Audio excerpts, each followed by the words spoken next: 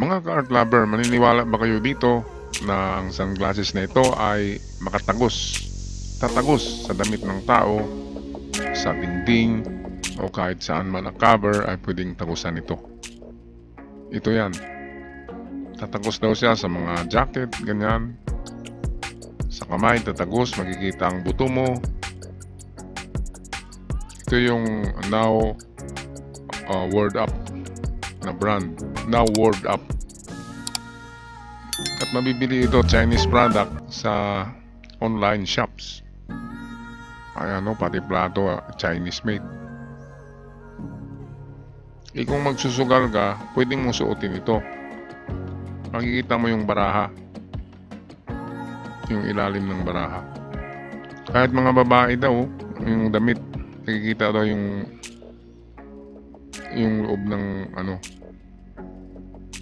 yung katawan.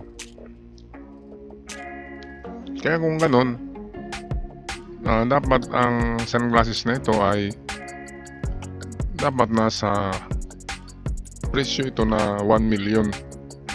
Kasi pwede kang magano din pwede kang makapag-cheat sa mga sugal, sa piryahan, sa casino. Pwede kang makapag-cheat kasi makikita mo yung baraha or mga mahjong. Makikita mo yung likod kung ano ang meron.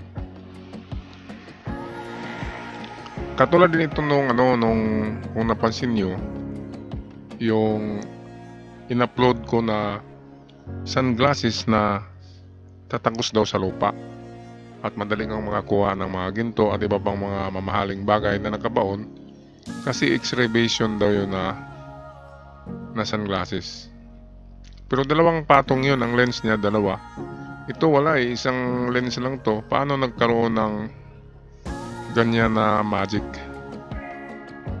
Kasi isang lens lang yan at saka wala namang pyesa, walang electronic parts na sabihin natin na nakapag siya itong makapag-produce ng ganyan parang X-ray.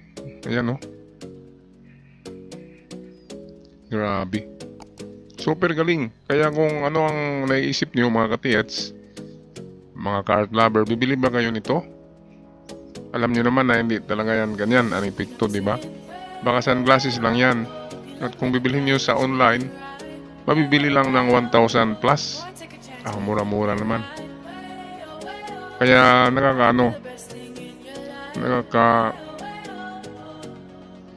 itong ma-incline ka talagang bumili kasi mura lang at order ka. Susubukan mo. Kasi ganyan makikita mo yung mga katawan ng babae at lalaki. Kaya nyo pagbili nito mga ka-art lover, at kung hindi maganda ang resulta ay i-comment nyo ang seller niyan at i-bash nyo para hindi na uulit. Kasi hindi talaga ako maniniwala na ganyan yan na mag-X-ray. Kasi wala siyang pyesa. Kung nakita nyo yung thermal scope ng US Army, ang kapal-kapal nun. Ang daming electronic parts. Kaya pwedeng tatagos siya sa dingding. Yung thermal scope, pero hindi colored, black and white lang. Ito colored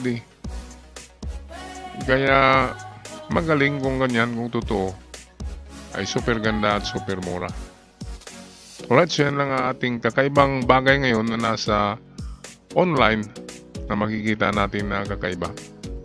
Comment nyo na lang inyong saloobin sa ating comment section. Ako'y magpaalam na. God bless us all.